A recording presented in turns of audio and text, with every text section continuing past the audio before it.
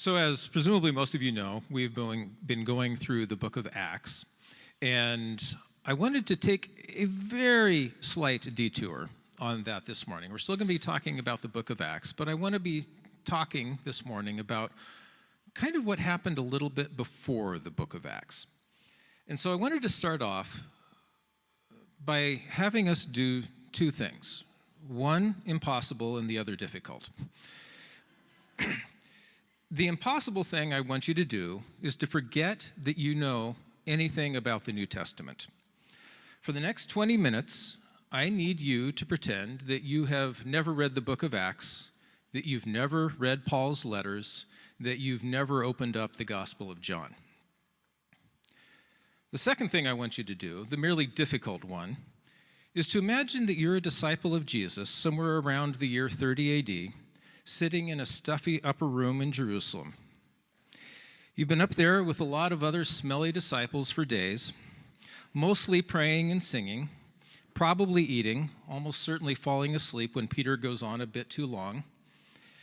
And suddenly, there's this wind out of the sky, a storm from heaven, a fire flashing almost like lightning, sparks flying from one of us to the other, so that in one glorious, inconceivable moment, we all burst out in a bizarre babble of strangely comprehensible tongues. So if you were in that situation, prayer, wind, fire, tongues, what would you think had just happened? Would you have the slightest idea what was going on? Here's the weird thing, or rather, I suppose, one weird thing among many. Peter did know. He knew right away what was happening. He called out almost immediately, "This is that which was spoken of by the prophet Joel, that in the last days I will pour out my spirit on all flesh."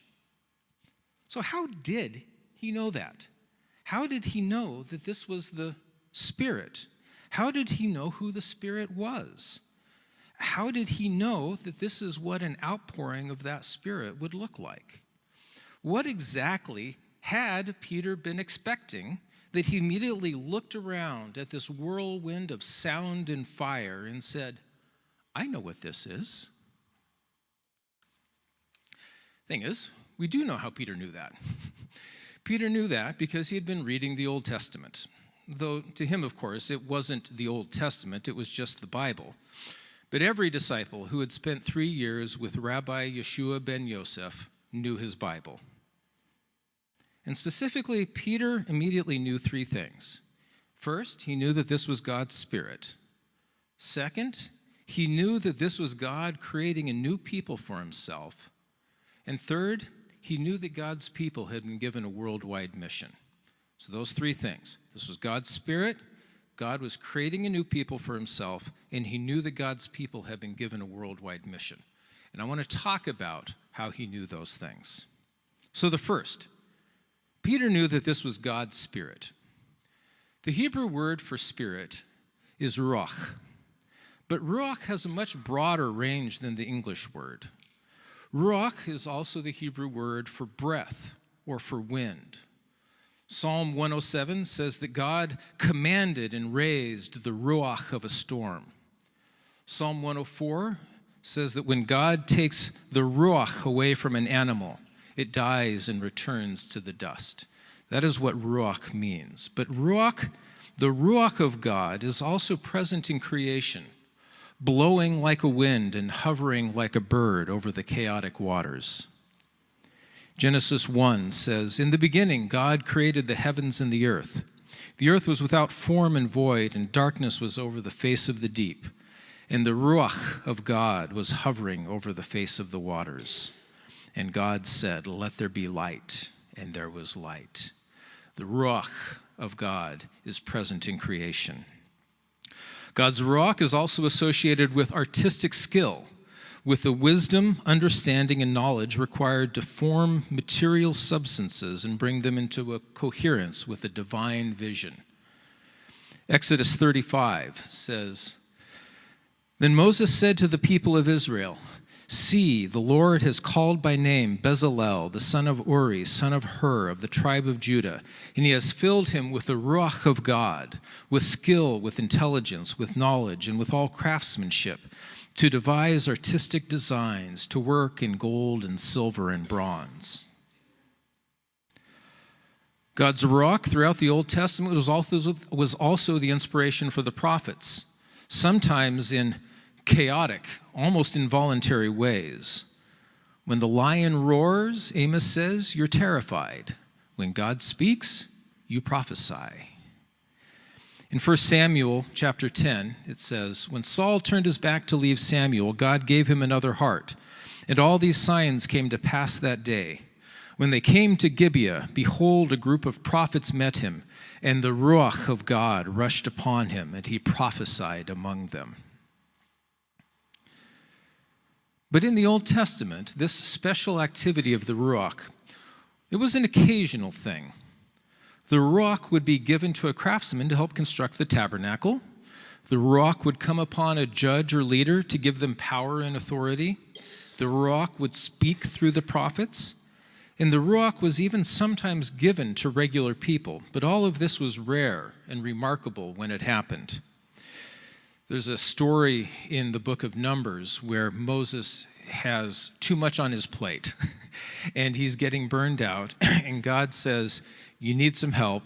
Take 70 elders, and I'm going to take some of the Spirit, some of the Ruach that I have given to you, and I'm going to place that Ruach on them. And then God did, and they prophesied. And then something that Moses hadn't been expecting happened. In Numbers 11, it says, now 2 men remained in the camp, one named Eldad and the other named Medad, and the Ruach also rested on them. So not 2 of the elders, just 2 random people in the camp. They were also among those registered, but they had not gone out to the tent, and so they prophesied in the camp. And a young man ran and told Moses, Eldad and Medad are prophesying in the camp. And Moses, the son of Nun, the assistant of Moses from his youth, said, my lord Moses, stop them. But Moses said to him, are you jealous for my sake? Would that all the Lord's people were prophets, that the Lord would put his Ruach on them.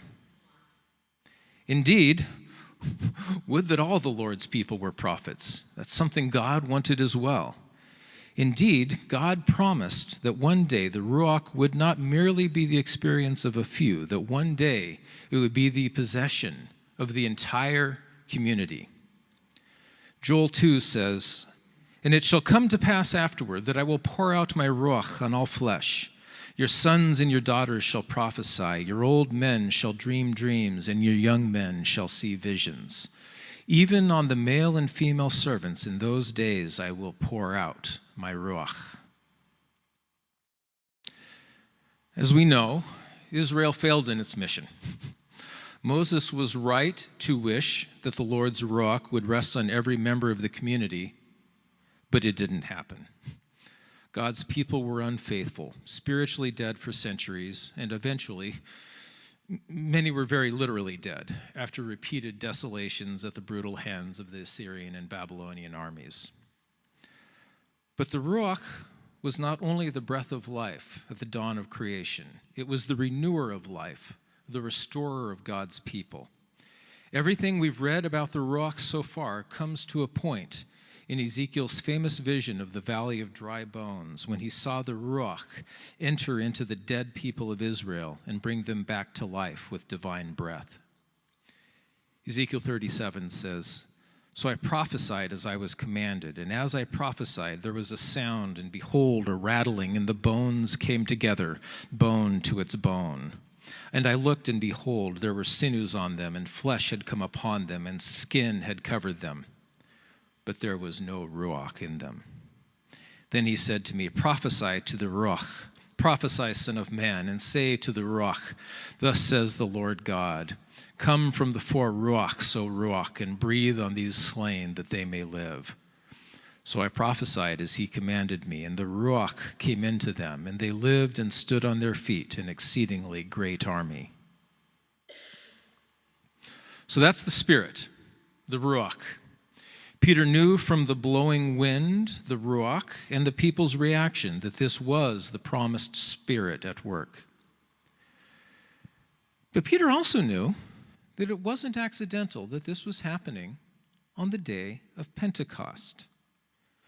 To understand why, you need to realize what Pentecost was. Because what was happening wasn't just the arrival of something entirely new. Everything happening in the upper room was in perfect continuity with the most significant moment in Israel's history. So, the word Pentecost, what does it mean? I'm afraid it just means 50. It's the Greek word for 50. So, all you Pentecostals out there, you're 50ists or something like that. But 50. So like 50 what? That's kind of the obvious question. 50 what? Well, it turns out it's 50 days. It's 50 days from the day that Israel left Egypt. That day, 50 days after Passover, was the day that the law was delivered on Mount Sinai.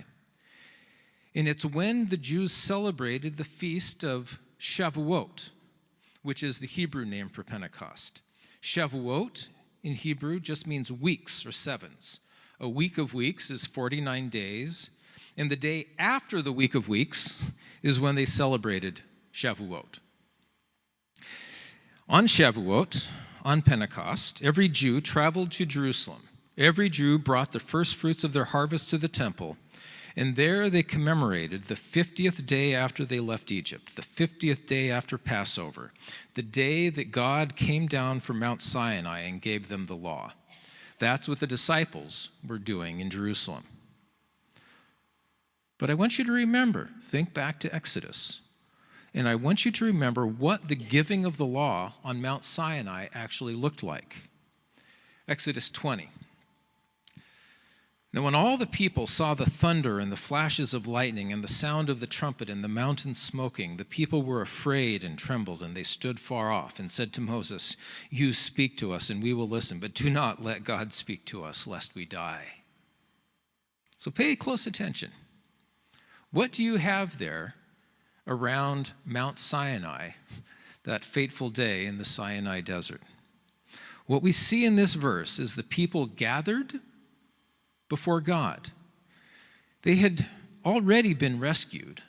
A blameless lamb had been made their ransom just 50 days earlier, when God had brought his chosen ones alive through the waters of death and redeemed them from the power of evil. And now at Sinai, God makes them his people. He comes down from heaven in a loud storm with flashes of fire and tells them that they now belong to him. I mean, you get it, right? This is what was happening at Pentecost. The upper room was Sinai all over again.